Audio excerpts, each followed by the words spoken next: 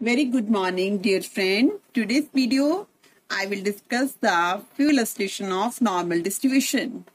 The first illustration is the mean weight of 500 male students at a certain college is 65.6 kg and standard deviation is 10 kg. Assuming that the weights are normally distributed, find how many students weight more than 75.5 kg and between 55.5 and 75.5 kg. That means this is a question of normal distribution and we have to find the number of students whose weight is more than this and between this. So two parts are given. तो solution में क्या है, देखिए सबसे पहले क्या है हमारे पास, the mean weight is 65.6. That means mean के लिए हमने ये सिंबल लगा लिया mu and standard deviation is 10, so sigma is 10. अब क्वेश्चन है more than 75.5, this is the X. तो जेड जो होता है, जेड का फॉर्मूला क्या होता है, X minus mu over standard deviation. Z represent standard normal variate.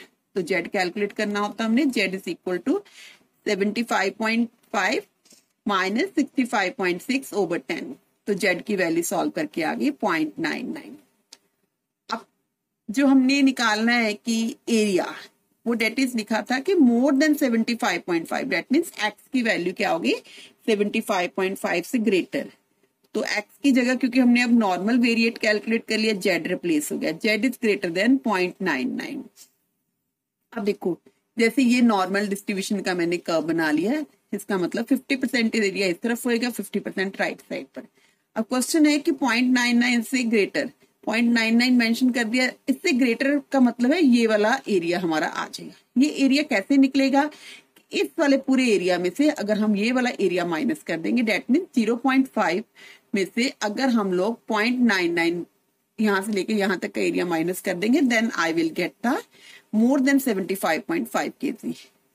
तो अब देखिए 0.5 तो मैंने लिख लिया, अब 0.99 की वैल्यू देखिए, वो मैंने कहां से चेक करनी है, I will check in the, ये टेबल होता है हमारे areas under standard normal probability curve.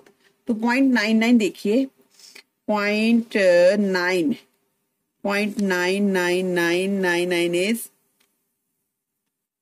This is the, ये वाला आ गया 0.3389, मतलब 0.9 को मैंने आगे तक ले गई तो उसकी वैल्यू कितनी आती है, 0.3389. तो इसको मैंने यूज कर लेना यहाँ पर, तो सॉल्व करा, माइनस करा, तो आई गॉट 0.1611. अब क्वेश्चन में था कि I have to find the number of students. तो total the mean weight of 500 male student था लिखा हुआ. तो इसका मीनिंग क्या आ गया, आपने जो आंसर आया है, जो भी वेरिएट आया, उसको 500 के साथ मल्टीप्लाई कर लेना. Then the number of students whose weight is more than 75.5 kg is 500 into 0.1611. तो इसको सॉल्व करा, I got 81. अब दूसरे पार्ट में देखिए क्या है, दूसरे पार्ट में था between 55.5 and 75.5.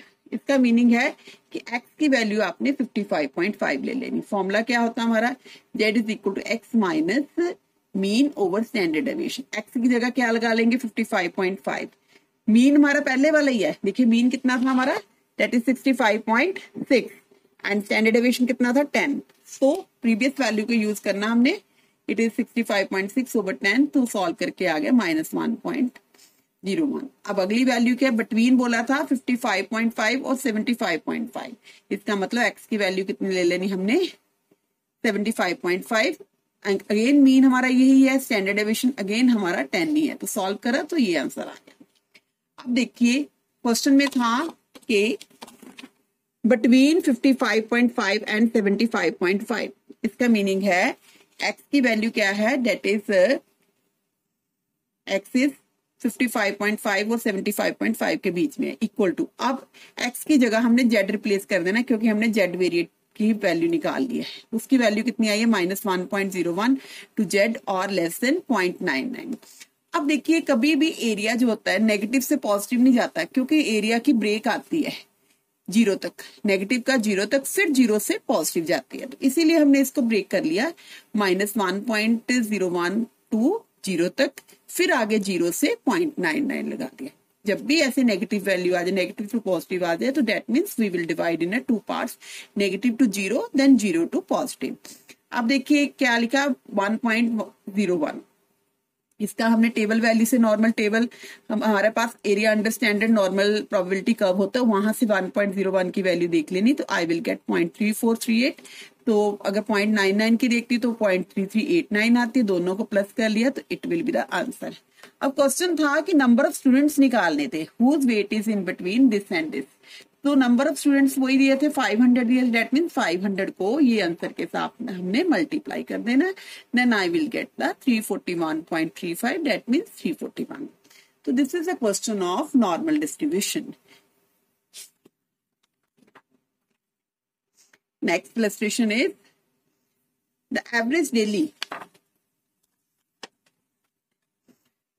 daily sale of 500 branch offices was rupees 150,000 and standard deviation is 15,000. Assuming the distribution to the normal, indicate how many branches have sales between rupees 120,000 and rupees 145,000 and rupees 140,000 and 165,000. अब देखिए सबसे पहले हमें दिया average, average is mu is given 150 and standard deviation is already given 15 and दिया हुआ 500।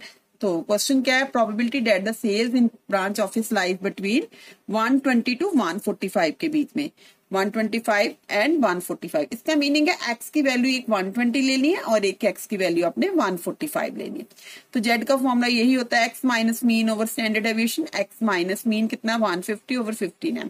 सबसे पहले हमने एक्स की वैल्यू कितनी ले लेनी है 120, देन एक्स की वैल्यू 145। जब एक्स की वैल्यू 120 लेते हैं तो उसके सिंबल का नाम मैंने Z1 रख लिया, Z1 की वैल्यू आ जाती है -2। जब ऐसे जब x 145 लेते हैं तो Z2 की वैल्यू कितनी आ जाती है -0.33। तो इसका मीनिंग था, उसने कहा था कि how many branches have sales between this one, तो इसका मीनिंग है P 120 मतलब x लाइज बिटवीन 120 टू 145। तो अब हमने Z वेरिएट की वैल्यू निकाल ली, वो कितनी आ गई -2 टू -0.33, तो ऐसे लिख लिया। अब -2 टू, अब देखिए जरा, मैंने ऑलरेडी आपको बोला था कि जब भी एक नेगेटिव हो एक पॉजिटिव हो तो हम क्या करते हैं, प्रीवियस समय में ऐसे करा था -2 से 0 तक, फिर 0 से पॉजिटिव गए थे। अब यहाँ पर तो दोनों ही नेगेटिव वैल्यू है, जब दोनों ही नेगेटिव वैल्यूज हो तो आपने क्या करना, -2 से लेके 0 तक, फिर माइनस साइन यहाँ पर लगाना है, फिर क्या हो गया लिंक -0.003 से 0 तक चल जाना। मतलब जब नेगेटिव से पॉजिटिव है फिर तो हमारा प्लस लगेगा। अब जब दोनों ही नेगेटिव है डेट मीन्स आपने इस एरिया को माइनस करना है, इसको दो पार्ट, क्योंकि एक पार्ट की वैल्यू का हमें एरिया निकालना होता है, जेड की वैल्यू हम एक वैल्यू पर निकाल सकते हैं, दोनों इकट्ठे पर हम लोग फाइंड आउट नहीं कर सकते। तो मैंने 2 को 0 तक डिवाइड कर लिया, फिर मैंने क्या करा, इसी चीज को 0 तक आगे फर्दर ले गई, बट यहाँ पर नेगेटिव साइन आएगा। अब देखिए मैंने करना क्या है, पहले मैंने देख ली इसकी वैल्यू, 2 की वैल्यू देख लेनी। 2 की वैल्यू देखिए 2.0 जो आ रहा है ये आ रहा है 4.772, तो डेट मीन्स यहाँ पर लिख दिया। और उसके बाद हमारी वैल्यू किसकी थी 3.3 की, वो भी निकाल ली, दोनों को सॉल्व करा तो आई गॉट दिस आंसर। तो हमने निकालना क्या था, नंबर ऑफ ब्रांचेस निकालनी थी जिनकी सेल बिटवीन 120 एंड 145 थी। तो देखिए स्टेटमेंट में कितने लिखा हो 500 ब्रांच ऑफिसेज है, तो इसका मतलब 500 के साथ इसको मल्टीप्लाई कर देना, आई एम गेटिंग 174। अब नेक्स्ट क्वेश्चन में क्या था, सेकंड पार्ट में देखिए स्टेटमेंट क्या थी। नेक्स्ट पार्ट में बोला था ₹140,000 एंड 165,000। अब देखिए अब हमने x की वैल्यू 140 ले लेनी और 165, तो हमारे जो मीन है और स्टैंडर्ड डेविएशन वो तो प्रीवियस ही काउंट होंगे 150 एंड 15। तो x की जगह पर हमने रिप्लेस कर देना 140 and 150 over 15, this one is your answer. फिर आ गया x की वैल्यू अगर 165 लेते हैं तब Z2 की वैल्यू निकाल ली। तो इसका मीनिंग है जो x लाई करती थी 140 टू 165 के बीच में, तो अब x की जगह z रिप्लेस हो गया, तो उसका आंसर कितना आया -0.6721 आ गया। अब देखो एक नेगेटिव एक पॉजिटिव है, तो इसका मतलब हमने पहले इसको 0 तक स्प्लिट कर दिया, फिर 0 से 1। अब पॉजिटिव साइन ही आएगा, जब भी नेगेटिव साइन होता है ना, दोनों तरफ नेगेटिव हो तो फिर बीच में मिडल वाले में हमारा नेगेटिव साइन हमने लेना होता है। तो अब हमने क्या करना, 0.67 की वैल्यू देख लेंगे, नॉर्मल टेबल पर ऐसे हमने 1 की देख लेनी है, फिर इन दोनों को ऐड कर देना है, तो आई गॉट दिस आंसर। अब चेक कर लेते हैं 0.67। देखिए 0.67 का दैट इज 0.2486, ये आ गई हमारी 0.2486। तो ये वैल्यू हमने लगा दी। ऐसे हमारी 1 की 0.3413 है, तो इनको ऐड करा, ये आ गया हमारा एरिया। तो क्वेश्चन था नंबर ऑफ ब्रांचेस निकालनी थी बिटवीन 140 टू 165। तो कितने ब्रांचेस हमारी 500 है, तो 500 के साथ जो इस एरिया को निकाला उसको हमने मल्टीप्लाई कर लिया, तो आई गॉट 294.95। क्योंकि ब्रांचेस जो होती है वो एग्जैक्ट नंबर में होती है, डेसिमल में नहीं होती, तो इसको राउंड ऑफ कर दिया, 295 आ गया। This is the question. These are the two sums I have explained how we have to calculate the how we have to calculate the sums of normal distribution. Thanks, dear friend. Please like, share and subscribe my channel, and don't forget to share with other also.